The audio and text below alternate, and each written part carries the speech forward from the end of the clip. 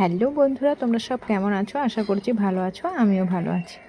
এই ডল কেকটা বানিয়েছিলাম আমার ছোট্ট সোনামার জন্য।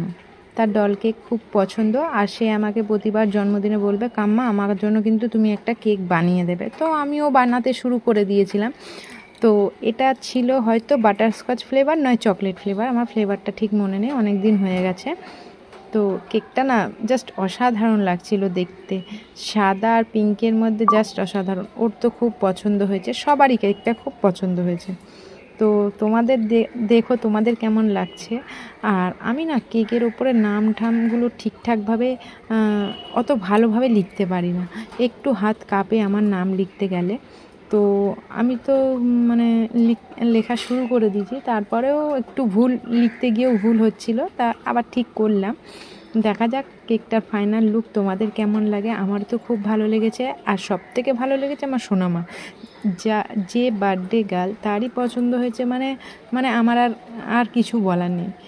ওর খুব পছন্দ হয়েছে, এতেই আমি হ্যাপি। তো এই কেকটা যে খেয়েছে সবাই বলেছে খুব ভালো হয়েছে, বাড়ির বানানো কেক। তো তোমাদের কেমন লাগছে আমার এই কেকটার ফাইনাল লুক সবাই জানিও, আর এইভাবেই আমার পাশে থেকো, এইভাবেই ভালোবাসা দিয়ে।